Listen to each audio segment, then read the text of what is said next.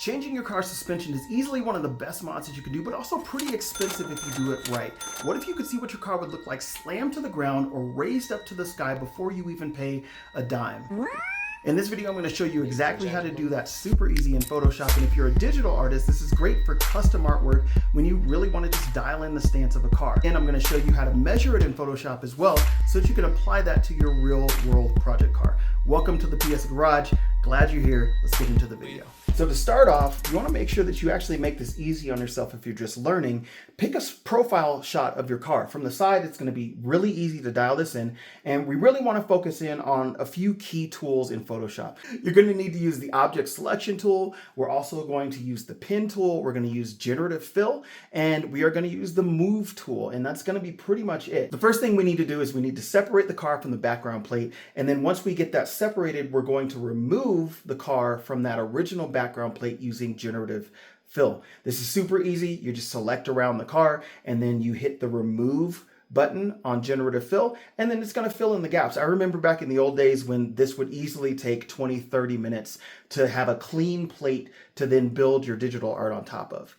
Now you will notice that we lost some of that ground shadow from the original. So I'm just going to add a layer mask to the generative fill layer, and then I'm going to use the eraser tool to bring back that shadow so that I don't have to try to approximate that with painting it in.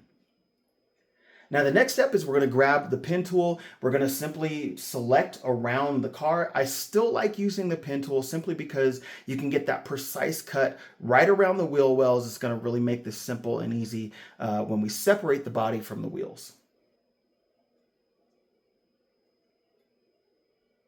And now just to complete this selection around the top, we don't need to be precise because we've already separated the background from the body of the car. We can just make our selection here. We're going to do a cut and then a paste in place. And that is going to allow us to now have the body separated from the wheels on this digital. And now we grab our move tool, and it's as simple as dropping this car down to the ground. You can literally slam it onto the ground if you want.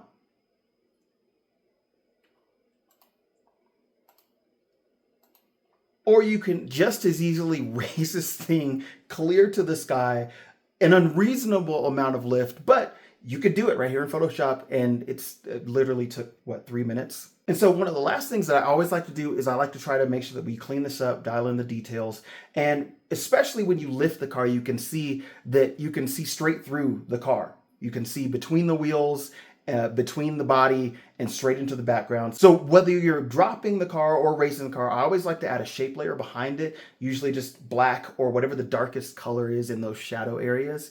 And then that helps to fill in those gaps. Also here you can see that I'm fixing the layer mask because when you raise the car, you could still see the bottom of the car behind that generative fill layer. So I'm just cleaning that up and then cleaning up that wheel on the other side of the car as well. Now, even though this side shot is like the simplest version of doing this, it's still kind of fun to add in some details. And when the car is raised, it makes sense that you would actually see the suspension. So don't be afraid to dial in the details. We always say the devil's in the details. And now that we know the basics, we can do this on any version of this car. So we've got now 3/4 view. Same process. We're going to remove the car from the background. We're going to replace the background so that it's a clean slate, separate the body from the wheels, and now we can drop this car down 3/4 view, and it just looks absolutely amazing. But here's the deal. This is a great application if you're just doing this for digital art, you're just doing it for fun to see what your car would look like scraping across the ground. But what if you actually want to dial in the look of your car before you order the suspension parts, before you start to throw a lot of money at your project? So if you're going to use this in a real world scenario, then you just need a couple of things. You need a tape measure, you need obviously your car, and this is my wife's Nissan, and you need to know the tire size, the wheel size rather. So currently on this car, we've got a 235, 55, 20, and the last number is always going to be the size of the wheel. You can always find that tire size on the sidewall of the tire. Sometimes it'll be big like it is on this tire. Sometimes it'll be a little bit smaller, but it's always there. Now what's interesting is that the face of the wheel is never going to be 20 inches. It's usually going to be 1.5 inches bigger, and that's across any wheel size.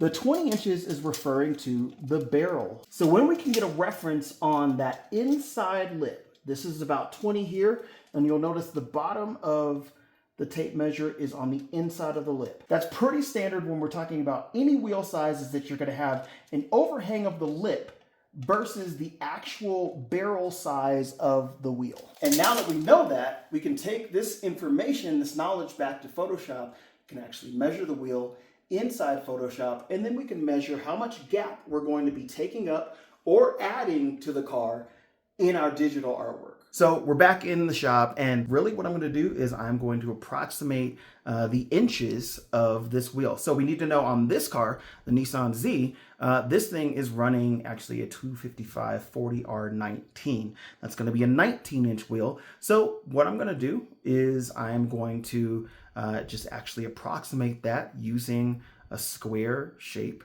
and I'm going to create 19 shapes. I'm going to stack them end to end.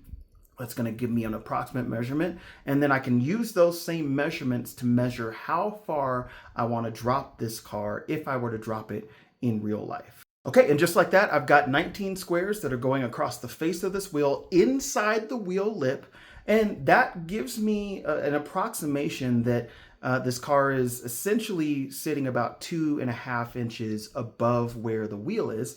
And so in the real world, if I wanted to actually adjust this, obviously you'd be looking for approximately a 1.5 to 2 inch drop on your suspension to get that kind of perfect streetable suspension setup. And of course, the fun part here is that you can still just slam this to the ground, but then you can kind of understand exactly how far did I actually drop this car in Photoshop to get it to look the way that it looks now. I hope this video has been fun, useful to you, whether you're a digital artist or maybe just somebody trying to render what you want your project car to look like. If you want to see more Photoshop cool tips and tricks, then subscribe to the channel, and otherwise I'll see you in the next video.